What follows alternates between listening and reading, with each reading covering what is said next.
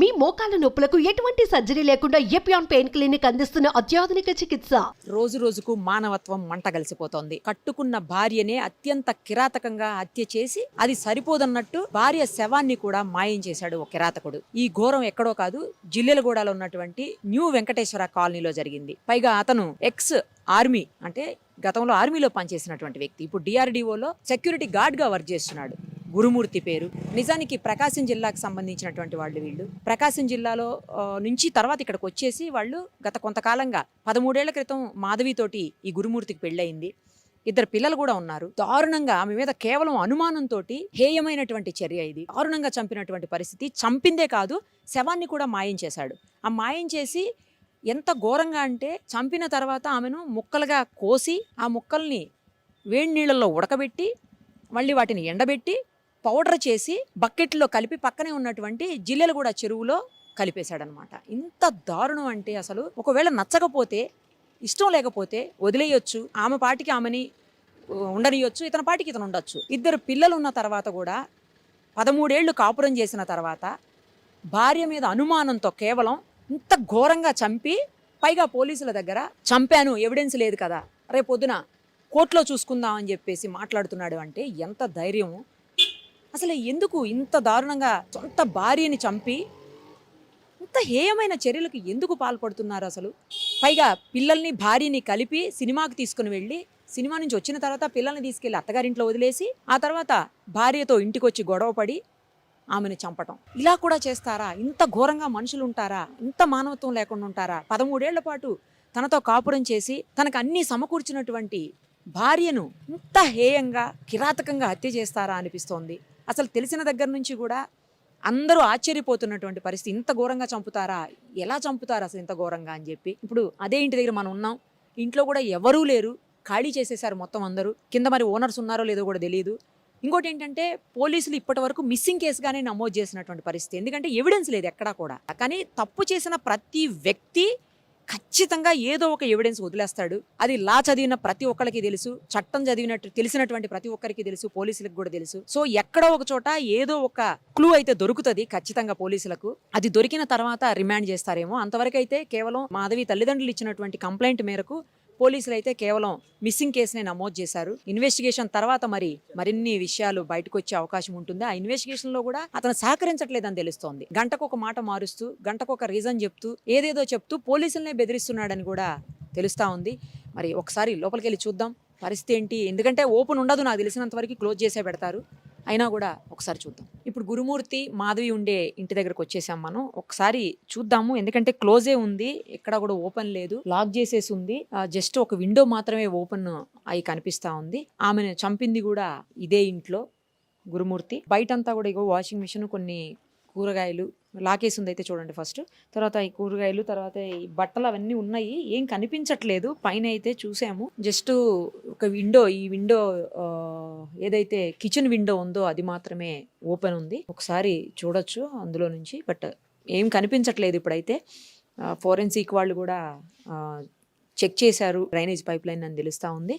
అతను రకరకాల వెర్షన్స్ వినిపించడం. ఒకసారి ఏమో అవును చంపాను, కానీ ఆధారాలు ఎక్కడున్నాయి, ఏం చేస్తారు, కోర్టులో చూసుకుంటానే ఏమన్నా ఉంటే అని చెప్పి పోలీసుల మీదే ఫైర్ అవుతున్నాడని చెప్పి తెలుస్తోంది. ఇంకోవైపు పోలీసులకు కూడా సరైనటువంటి ఆధారాలు దొరకనటువంటి పరిస్థితి. ఎందుకంటే చంపాడు, చంపిన తర్వాత అతను చెప్పిన వెర్షన్ ప్రకారం ఏంటి పోలీసుల దగ్గర అంటే, అందరం కలిసి మూవీకి వెళ్ళాము 15th. మూవీకి వెళ్ళిన తర్వాత ఇంటికి వచ్చాక ఆమె నాతో గొడవ పడింది. ఇద్దరం గొడవ పడినప్పుడు తాళి తీసి నా మీద మొహం మీద ఇసిరేసింది.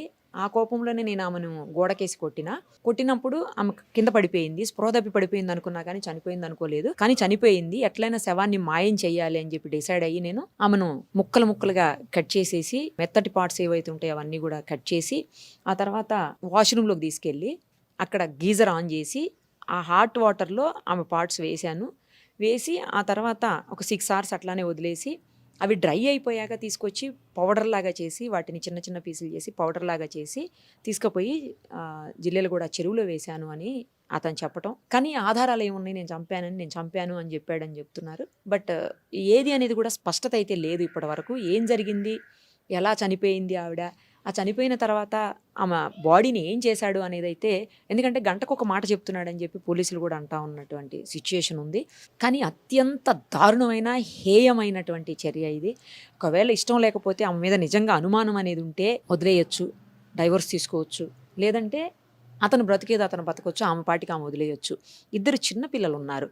13 ఏళ్ల పాటు కాపురం చేసి 2 పిల్లలకి తల్లి ఆమె. తల్లి లేని లోటు పిల్లలకి ఎవ్వరూ తీర్చలేరు ఎప్పటికీ కూడా. తండ్రి లేకపోయినా ఆ స్థానాన్ని తల్లి భర్తీ చేయగలుగుతుందేమో కానీ కొంతవరకు, బట్ తల్లి స్థానాన్ని అయితే మాత్రం ఎవ్వరూ ఎప్పటికీ భర్తీ చేయలేనటువంటి సిచ్యుయేషన్ ఉంటుంది. కనీసం పిల్లల ముఖాలు చూసైనా వదిలేసి ఉండాల్సిందేమో.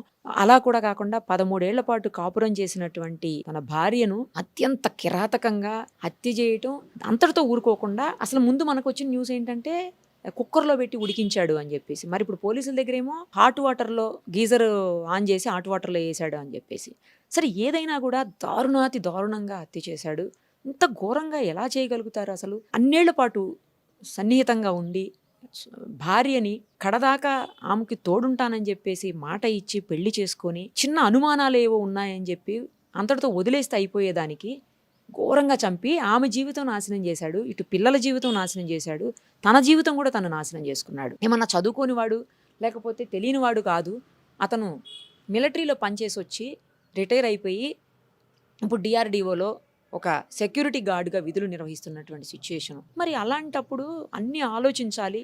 ఆలోచించే బహుశా ఏ ఎవిడెన్స్ దొరకకూడదని చెప్పి ఇలా చేశాడేమో మరి. కానీ కనీసం మానవత్వం లేకపోవడం అనేది దారుణమైనటువంటి విషయము. పైగా ఇదంతా చేసి ఏమీ తెలియనట్టు మళ్ళీ వాళ్ళ అంటే తల్లి భార్యకి అత్తగారికి ఫోన్ చేసి ఆమె కనిపించట్లేదని చెప్పి వాళ్ళిద్దరితో పాటు ఆ భార్య తల్లిదండ్రులతో పాటు పోలీస్ స్టేషన్ వరకు వెళ్ళి కామ్గా అమాయకంగా నిల్చొని కేసు రిజిస్టర్ చేసి వచ్చాడు. ఎంత ఘోరం అసలు, ఎంత దారుణం. చివరికి పోలీసులకు అనుమానం వచ్చి సీసీటీవీ ఫుటేజ్ మొత్తం తీస్తే ఆమె బయటికి వెళ్ళిపోయిందని చెప్తున్నాడు కదా, ఇంట్లో నుంచి వెళ్ళిపోయింది నాతో గొడవపడని చెప్పాడు. సో ఆ సీసీటీవీ ఫుటేజ్ తీసినప్పుడు మొత్తం మ్యాటర్ అంతా బయటకు వచ్చింది. అసలు ఆమె ఇంట్లో నుంచి బయటికి వెళ్ళినటువంటి సిచ్యుయేషన్ లేదు.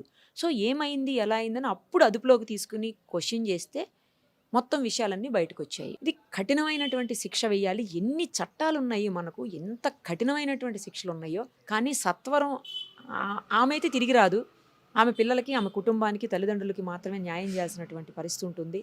ఎప్పటికీ ఇలాంటివన్నీ ఆగుతాయో అర్థం కాదు. ఇన్నేళ్ల పాటు కలిసి ఉన్న తర్వాత కూడా తన భార్యని తానే ఇంత ఘోరంగా కిరాతకంగా అసలు మానవత్వం అనేది లేకుండా హత్య చేసి ఆ తర్వాత ముక్కలు చేసి తర్వాత ఆ బోన్స్ అన్నిటిని పౌడర్ని చేసి ఇంత ఘోరంగా చేయాల్సిన అవసరం ఉందా? అసలు ఎందుకు ఇంత కక్ష ఉంటుందా మనుషుల మీద? తన సొంత మనుషుల మీదనే. వాళ్ళు ఉంటే వదిలేయొచ్చు, తన పాటికి తనని బతకనిస్తే అయిపోయేది, అతని పాటికి అతను బతికితే అయిపోయేది. ఏంటి ఘోరం అసలు? ఖచ్చితంగా 100% తప్పు చేసిన వాడికి శిక్ష పడే తీరాలి. అది కూడా కఠినమైన శిక్ష, సత్వరం పడాల్సినటువంటి అవసరం అయితే కనిపిస్తూ ఉంది. ప్రస్తుతం మనతో పాటు మీరుపేట పోలీస్ స్టేషన్ దగ్గర ఉన్నారు హ్యూమన్ రైట్స్ సంబంధించిన వాళ్ళు, అలాగే పలు మహిళా సంఘాల వాళ్ళు. ఒక్కసారి ఈ మాధవి విషయంలో వాళ్ళు ఏం చెప్తారో చూద్దాం. అమ్మ, జరిగినటువంటి దారుణమైన సంఘటన, భార్యని అత్యంత కిరాతకంగా చంపటమే కాకుండా శవాన్ని కూడా మాయం చేయటం, పైగా పోలీసులు కూడా బెదిరిస్తున్నట్టు తెలుస్తోంది. ఏం చేస్తారు, కోర్టులో చూసుకుంటాను, ఎవిడెన్స్ ఏముంది అని అడుగుతున్నాడంట. రకరకాలుగా గంటకు ఒక మాట చెప్తున్నాడని చెప్తున్నారు. ఇంత దారుణంగా ఒకవేళ నచ్చకపోతే ఆమె మీద అనుమానం ఉంటే వదిలేయొచ్చు, దూరంగా ఉండొచ్చు, రకరకాల మార్గాలు ఉన్నాయి. కానీ ఇంత హేయమైన కిరాతకమైన చర్యకి పాల్పడాల్సిన అవసరం ఉందా? ఈ రోజున ఒకటి చెప్పాలంటే అమ్మ, సమాజంలో మహిళలకు కానీ స్త్రీలకు కానీ రక్షణ లేకుండా పోయింది. భార్యని అంత దారుణంగా 72 ముక్కలు చేసి చంపిండంటే అలాంటి వ్యక్తిని క్షమించడానికి వీలు లేదు. ఏం చేసుకోపోండి అని మాట్లాడుతున్నారు చూడండి. ఇది ఇంకా ఖండించాల్సిన విషయం.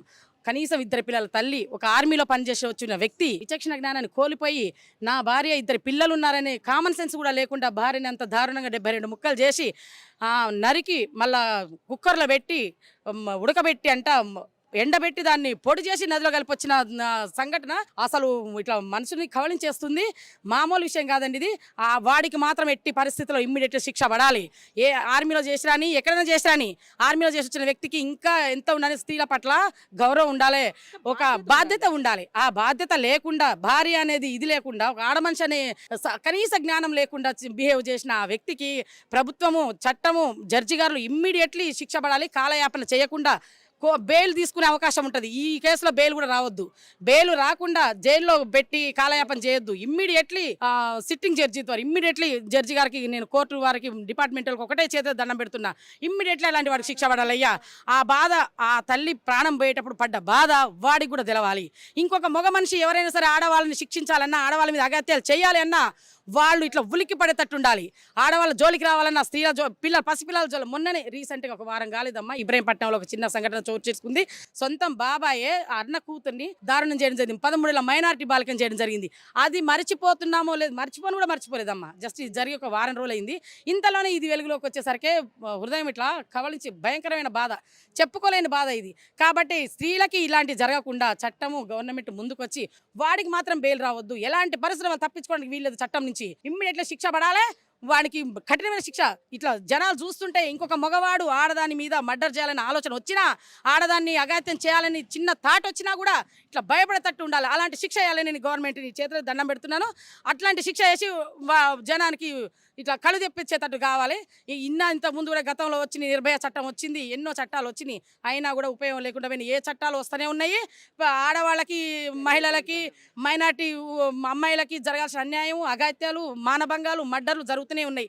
కాబట్టి వీటిని ఇంకా సీరియస్గా తీసుకొని గవర్నమెంట్ ఇంకా కొంచెం ఒక్క అడుగు ముందుకేసి, నేను ముఖ్యమంత్రి గారిని, రేవంత్ రెడ్డి గారిని అయ్యా చేతులతో దండం పెట్టి చెప్తున్నాను, ఆడవాళ్ళకి రక్షణ కలిపేయండి, స్త్రీలకి కొంచెం మాకు సెక్యూరిటీ కలిపేయండి. ఎక్కడ చూసినా మానభంగాలు, మర్డర్లు తప్ప వేరేది లేదు. ఆడ మనిషి ఈ రోజున బయటికి రావాలంటే భయపడే పరిస్థితి. ఇంట్లో గృహిణి కానించి ఉద్యోగం చేసే మహిళ వరకు, ఇంట్లో ఉన్న ఆడమనిషి, 2 పిల్లల తల్లి, చక్కగా సంసారం చేసుకున్న భార్యను కూడా అనుమానంతో భర్త ఈరోజు ముక్కలు చేసి చంపేయడం పరిస్థితి జరిగింది. కాబట్టి ఇలాంటి మహిళలు ఈ రోజున ఒక్కళ్ళు ఒంటరిగా పోయే పరిస్థితి లేకుండా అయింది. ఒంటరిగా పోయి ఎట్నో ధైర్యంగా ఉండి వాళ్ళ పని వాళ్ళు చేసుకుంటున్నా కూడా వెనక నుంచి ఇలాంటి తగులుతున్నాయి. కాబట్టి వాడిని మాత్రం తప్పించుకుంటాను. వాడు ఎక్కడున్నా సరే ఇమ్మీడియట్లీ వాడిని జైల్లో వేసిందని తెలిసింది మాకు. ప్రభుత్వం ఇమ్మీడియట్గా స్పందించింది, వాడిని పట్టుకుంది, జైల్లో వేసింది. కానీ శిక్ష పడాలి. జైల్లో వేసి ప్రభుత్వం సొమ్ముతోని కూర్చోబెట్టి మేపొద్దు. ప్రభుత్వం సొమ్ము కూడా వేస్ట్ కావద్దు, వృధా కావద్దు ఇట్లాంటి వాళ్ళకి. కాబట్టి ఇమ్మీడియట్లీ శిక్ష పడాలి. వాళ్ళని ఇమ్మీడియట్లీ ఆ శిక్ష పడితే ఆ తల్లి చనిపోయిన ఆ తల్లి ఆత్మకి శాంతి కలుగుద్ది. ఇంకొక మగవాళ్ళు ఎవరు కూడా ఇట్లా ముందుకు వచ్చి ఇలాంటి పని చేయాలని అనే ఆలోచన వచ్చినా కూడా గుండెలు గుబులు పట్టేటట్టు ఉండాలని నేను గవర్నమెంట్ కోరుకుంటున్నాను. ఆ విధమైన శిక్షలు కల్పించాలని నేను గవర్నమెంట్ని, డిపార్ట్మెంట్ని, జడ్జి గారిని అందరినీ నేను కోరుకుంటున్నానయ్యా. ధన్యవాదాలు. ఈ సంఘటన జరిగి ఇప్పుడు 24 గంటలు అయినట్టుంది మేడం. మాకు నైటే తెలిసింది.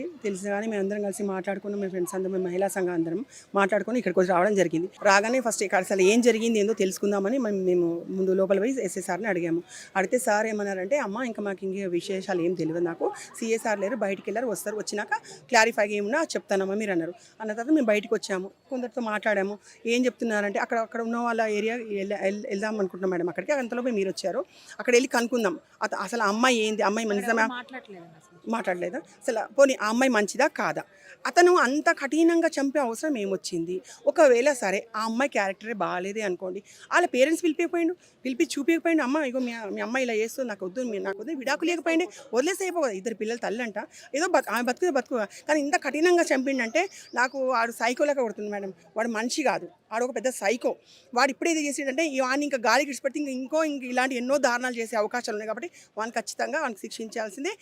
అమ్మాయికి ఎలా జరిగిందో సాయం అలా శిక్ష మనకి ఇస్తేనే కరెక్ట్ న్యాయం జరిగినట్టు నేను అనుకుంటున్నాను మేడం. ఒక స్త్రీగా ఒక అమ్మాయికి జరిగిన సంఘటన ఎలా జరిగిందో సేమ్ అతను కూడా అలాంటి శిక్ష చేస్తేనే అప్పుడు న్యాయం జరిగిందని నేను అనుకుంటున్నాను మేడం. తక్షణం ఇది జరిగింది కాబట్టి ఇమీడియట్లీ యాక్షన్ తీసుకొని నెగ్లెక్ట్ చేయకుండా, టైం వేస్ట్ చేయకుండా ఎమ్మటే వీళ్ళు ఎంక్వైరీ మొదలుపెట్టి అతన్ని మాత్రము కఠినంగా శిక్షించి ఎమ్మటే అతనికి ఉరేయాలి. ఇప్పుడు బయట దేశంలో ఏమైనా జరిగింది అనుకో మేడం, 1/4 సెక్షన్ షూట్ చేస్తారు కదా, ఆ జీవో తీసుకురావాలని మేము ప్రభుత్వాన్ని కోరుకుంటున్నాము.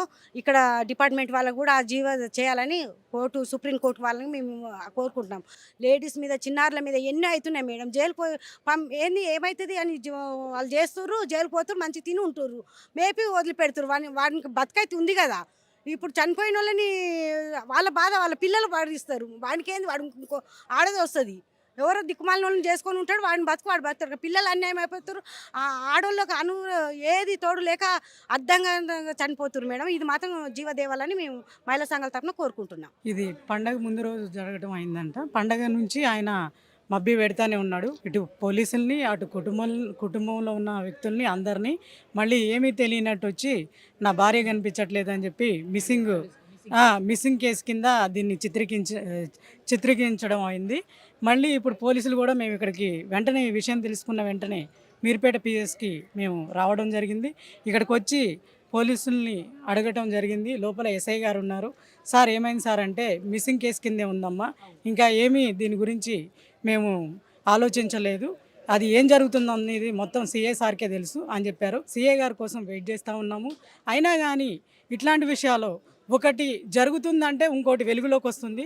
మా పూర్తి డిమాండ్ ఏంటంటే ఇట్లాంటి విషయాలు ఇంకొకటి వెలుగులోకి రాకోకుండా మంచి జీవో పాస్ చేయాలి. ఇప్పుడు వరకు ఎన్నో జీవోలు పాస్ అయినాయి కానీ అమలు అవుతలేవు. నిర్భయ చట్టాలు కానీ ఏ అయినా కానీ అమలు చేయట్లేదు.